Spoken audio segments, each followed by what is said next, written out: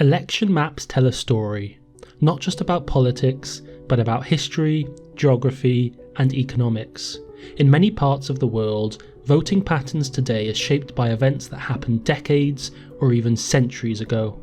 This video will delve into how history and geography have shaped and continue to influence political landscapes across the globe. First, we'll explore how colonial histories continue to shape political landscapes today. The legacy of colonial rule has left lasting marks on the voting patterns in both Nigeria and South Africa. In Nigeria, colonial legacies still significantly shape voting patterns. Before British rule, the northern region was dominated by the Islamic Sokoto Caliphate, while the southern region had closer ties to European trade and Christianity. The British governed these regions differently, reinforcing existing ethnic and religious divisions. Today, the north remains largely conservative and aligned with Islamic-leaning parties, while the south tends to support more progressive, Christian-affiliated candidates. In South Africa, the legacy of apartheid continues to play a central role in shaping politics. During apartheid, black South Africans were forcibly relocated to rural homelands, while urban centres were reserved for the white minority. Even though apartheid officially ended in 1994, its effects are still visible in voting patterns. The ruling African National Congress continues to dominate in historically black areas, while opposition parties perform better in urban centres and historically white regions. Next, we turn to how geography and agriculture have shaped the political divides in the United States and Brazil, with deep regional divides impacting voter behaviour in both countries. In the US, the Black Belt, a fertile region in the southeast, was once dominated by cotton plantations reliant on enslaved labour.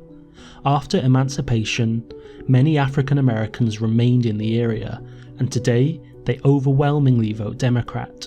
Surrounding rural white majority areas, however, lean Republican.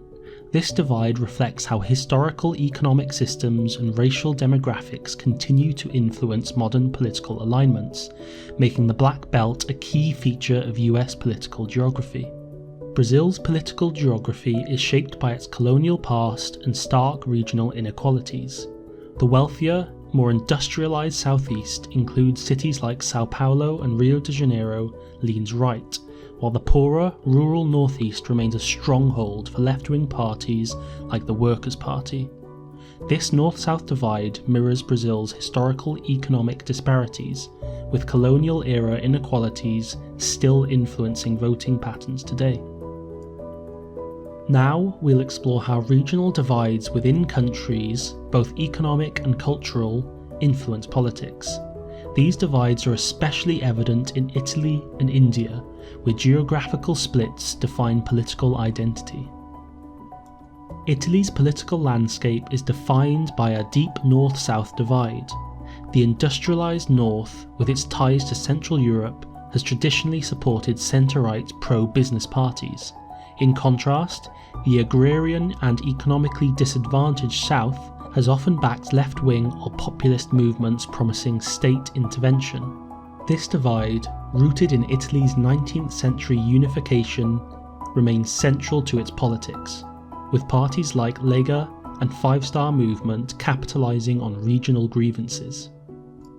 India's political landscape is shaped by its colonial history, geographic diversity, and complex social structures. The British colonial rule unified the state, but also deepened ethnic, linguistic, and regional divides. Today, northern regions with large Muslim populations tend to support secular parties like the Indian National Congress, while Hindu-majority areas in the north and west have seen the rise of the BJP aligned with Hindu nationalism. Regional parties like the DMK in Tamil Nadu and the TMC in West Bengal further highlight India's highly regionalised political structure. Finally, we will examine how economic hardship has influenced political shifts in Germany and the United Kingdom, with long-term economic decline playing a key role in shaping modern voting patterns. Germany's political landscape still bears the scars of the Cold War.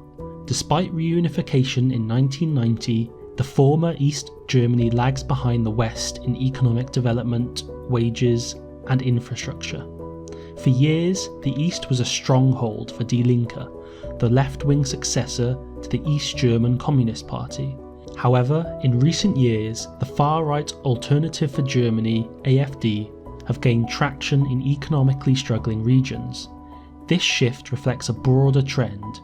When mainstream parties fail to address economic hardship, voters, particularly in working-class areas, turn to populist alternatives. The AfD, like other far-right parties, capitalises on frustrations by promoting nationalism, immigration restrictions, and opposition to globalisation. We see this in the UK. Northern England was once the industrial heartland and a stronghold for the left-leaning Labour Party. However, the decline of heavy industry, economic stagnation, and the rise of living costs have led to political disillusionment. This shift became evident during the Brexit referendum when many traditional Labour areas voted to leave the EU. Today, this economic frustration continues to reshape the political landscape. After 14 years of Conservative rule and less than a year under Labour, which has yet to enact any significant change, recent polling shows a dramatic surge in support of Reform UK, a far-right party, in areas once solidly aligned with Labour.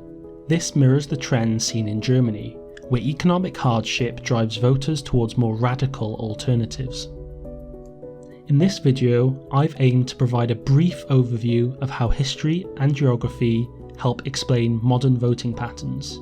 When you look at election maps, the influence of past events, whether colonial legacies, economic shifts, or regional disparities become clear. Examining these histories can help us understand and even predict how political outcomes in the future may look. Thank you for watching. I hope you were able to learn something new. I'm always interested in learning more myself and having meaningful discussions. So if you have any thoughts, discussion points, or something else to add, whether you agree, disagree, or have a different perspective entirely, I'd love to hear from you in the comments.